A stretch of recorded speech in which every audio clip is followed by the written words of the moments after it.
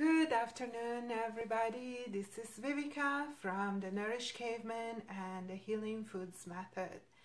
And I'm sorry, this broadcast is a little late from my announcing time, but just been frantically trying to get here, and these are the beauty of live broadcast.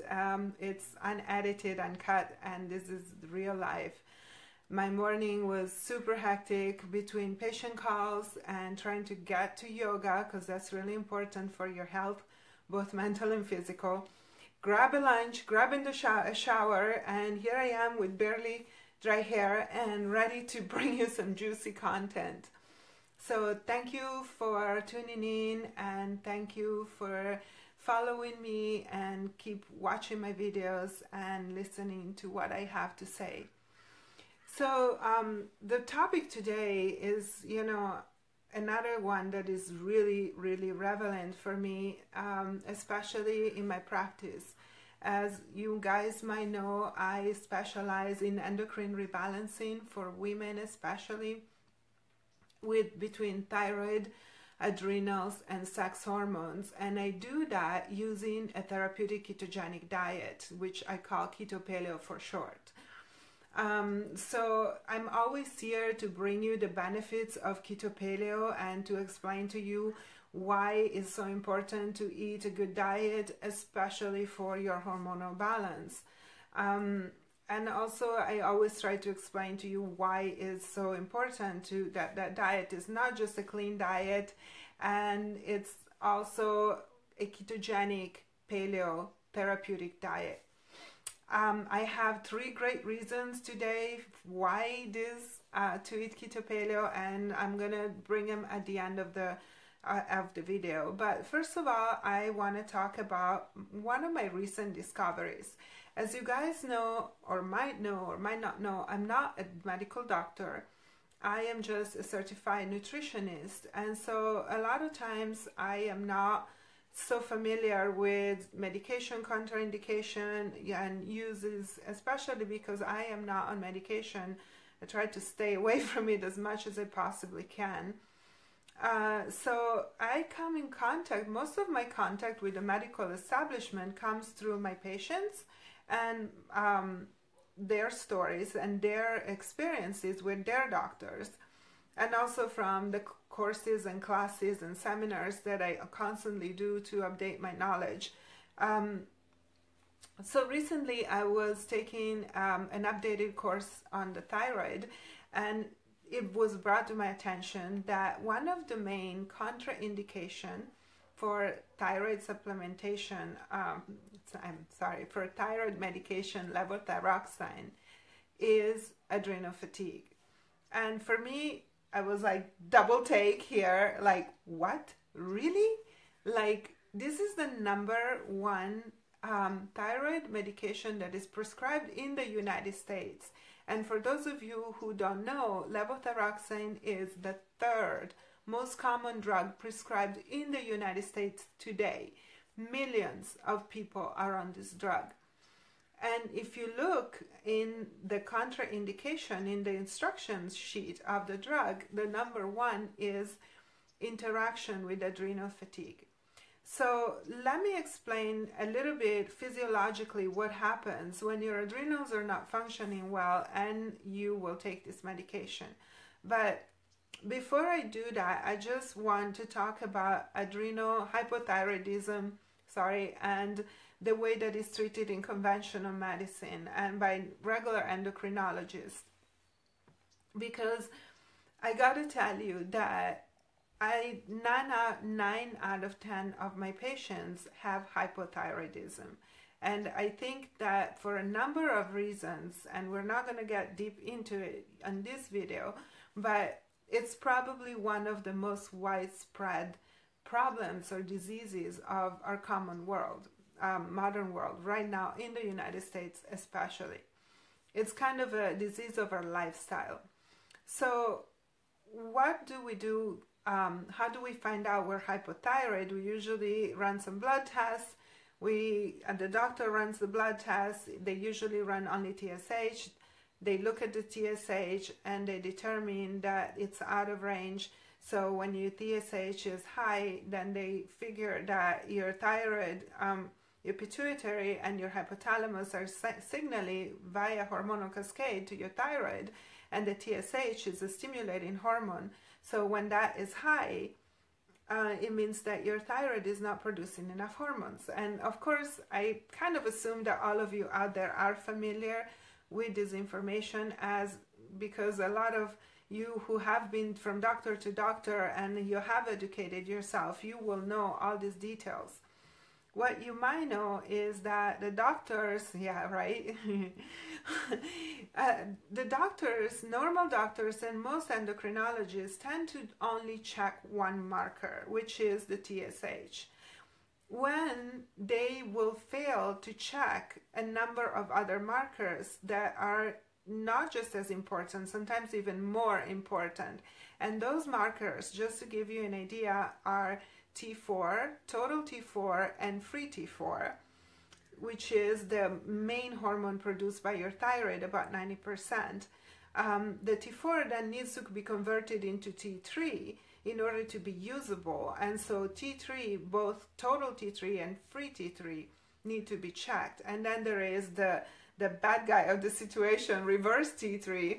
It's kind of like the felon of the family. But reverse T3 is also very important because it's a marker that will actually, in conjunction with adrenals, you can tell us the presence of a big load of stress on the life of the patient. So the doctor will check only one marker, and when it's out of range, it will tell you you're hypothyroid. So I'm going to prescribe to you levothyroxine. So what is this levothyroxine? Levothyroxine is not a hormone. It is a synthetic formula that is similar to the hormone T4, which is produced by your thyroid. And the reason why levothyroxine is not identical to T4 is that it wouldn't be able to have a patent if it wasn't. So just between us, it would not make the pharmaceutical companies any money if they were not able to patent it. So they have to keep it a little different, but still close enough that it will act as the hormone. And the reason also, well, there are reasons why the therapy is not done, it's not T3 supplementation, but this is a whole other conversation. So let's stick to our subject. You know, I get stuck into those rabbit holes and then we're just totally sidetracked. So the doctor really doesn't have a lot of tools. So is instructed in his courses and, you know, whatever he has learned, that this is what you do and that's what you have to give. And honestly, everything regarding thyroid and the hormone balance and the interactions and the hormones produced by the thyroid in itself, like there is also T2, of which not much is known. Everything is very complex. And most doctors who are overworked and have, you know, a time limit to their consults, and they're under a lot of pressure by the pharmaceutical companies, they don't have the brain space or time or energy and desire, you know, to really go into that crazy labyrinth of numbers and symptoms that can be the health of your thyroid. So there it goes. Slap, they give you this hormone, this synthetic, fake hormone, and they send you home. But what happens to your body when you take a synthetic hormone replacement? Your body knows that that is not T4. So how your body is going to receive that T3, it really varies from person to person. And that is the first problem with this medication. Other problems will come from conversion. What if you're, and conversion and receptivity. So what if you are hypothyroid, but you actually have plenty of T4, your doctor didn't check it, and you have, hi Donna, we're gonna get to that. How you doing? Hi Donna, that's so sweet that you're looking. Donna is an old friend of mine. So And now I totally lost my train of thought. Oh. So, okay, conversion. So what happens if your doctor didn't check your numbers and you have plenty of T4, but you're not converting it into T3? You're still going to get slapped with that artificial T4. And what if you have plenty of T4 and T3, but then there is no absorption at the cellular level?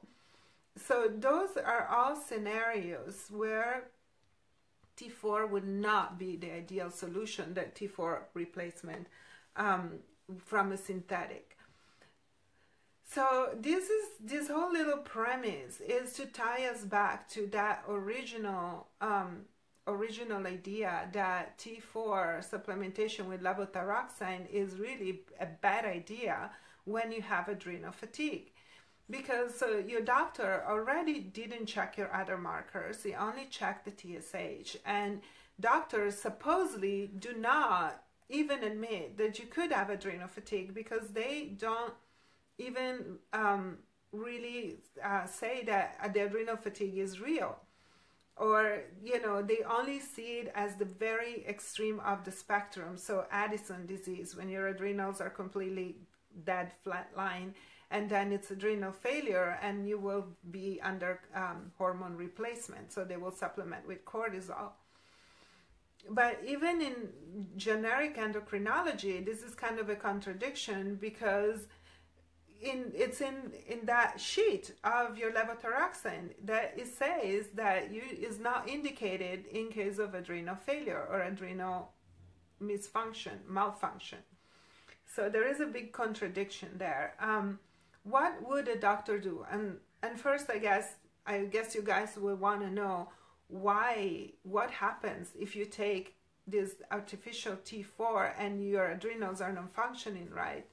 Well, two things will happen. Is that adrenal hypofunction does two things. One, it inhibits conversion of T4 to T3. And second, it makes your cells resistant to T3, so it cannot penetrate the cell. So those two things are the very things that first they could have already been a problem, a scenario not fixed by your levothyroxine in the first place. And second are the two things that are aggravated by adrenal fatigue. Now, I don't want to ask you, but yes, I do want to ask you, all of you who are watching, any of you has symptoms of getting out of bed in the morning and not even talk to me if I don't get that coffee, or like pushing snooze on the alarm 20 times. Maybe you slept only 6 hours, maybe 5, maybe 7 or 8, and you're still tired. And you get up, roll out of bed, give me the coffee, and then 3 in the afternoon, it's more coffee because I can't function. Your brain is not sharp, your brain is foggy, you're gaining weight, or sometimes you're not gaining weight and you're not able to, and that's like stage 4 adrenal fatigue. And you know, not everybody is quite there, but how many of you have experienced that symptom? That first symptom. How many of you love bulletproof coffee because you're keto and you think, oh, I do my bulletproof, the caffeine is good for me, it's gonna help me burn fat, so I can have my coffee in the morning and I'll slap some fat on it and some gelatin, and it's going to be okay, somebody's walking in on my video, please, bye. Interruptions. Yeah, hi Kat, how you doing? Nice to see you here again. So those are symptoms. For me, that's one of the number one symptoms, that your adrenals are not doing good. Because when your adrenals are good, they're functioning well, then you get up in the morning and you have energy. If you don't have any energy, then we know there is some sort of adrenal problem. That is like the tip of the iceberg. And then there is a list of other symptoms that you can actually put together to determine where your adrenals are at. And of course, there is always an adrenal index test that is done via saliva. It's a saliva test that tests your cortisol. And it's a great test because it will show the cortisol 4 times during the day, so it sees the circadian pattern, high in the morning, lower at night. you know, and see where you're at, that's a great test. But before you even do the test, it's really good to see from your symptoms where you're at, and do you have symptoms of adrenal fatigue. And also, for those of you who don't know, there are 4 stages of adrenal fatigue, 4. And, you know, from alert stage to exhaustion stage. We're not going to go deep into it in this video, but maybe in the future I will do a video on that for you guys. So when you take this famous levothyroxine, we're back there, back to the beginning of our topic, your 2 things are going to happen. Inhibits conversion from T4 to T3, and the second thing makes us resistant to absorbing T3. So when you are putting a bunch of T4 in the body and you're not able to convert it, what happens? You get toxic. So your number might look normal, or your numbers might be off, your symptoms are off the chart, and then you go to your doctor, it doesn't know what to do, it raises your medication. And guess what that happens? What happens when you put gasoline on the fire? You start feeling worse and worse. So you can become toxic. You can be hospitalized and become toxic for excessive T4 when your adrenals are not properly functioning. And the other thing, you can become toxic with T3 if you are converting, and you're converting normally, but your cells are resistant. So all that T3 is just going to be bouncing around in your body. And again, the levels will go up and make you toxic. And for me, this is just the tip of the iceberg, but it's really interesting because so many people come to me with adrenal fatigue and hypothyroidism. And about a quarter to half of my patients are on some sort of adrenal medication, thyroid medication, and most of them is levothyroxine. So for me, this is a very concerning fact because I try to keep my patients healthy and alive more than anything. And I would not want you to get to the point where your adrenals are failing and your medication is killing you, which how happens. So what do we do? What's the alternative? For me, you know, well, we can talk a lot about what to do for making your thyroid and your adrenals healthy, but not to make this video too long, I just wanted to let you know that there are options. One good option, just, you know, a simple thing that I would do is try to go back to your doctor and see if you could have a whole desiccated product like Thyroid or Armor or WP Thyroid, which is actually the cleanest, most, the best product without so many fillers. That is a desiccated product, but see if you could be switched, if it's appropriate for your case to be switched to a desiccated product, which is not going to have the same issues as the levothyroxine. So that's the first thing. And then what can you do? What can you do to get things better in general? Well, here where it comes to like 3 great reasons for us to eat Keto Paleo and to support our adrenal and thyroid balance. Well, the first one is that we need plenty of fat to make those hormones, to make cortisol and our sex hormones. Those are all made of cholesterol.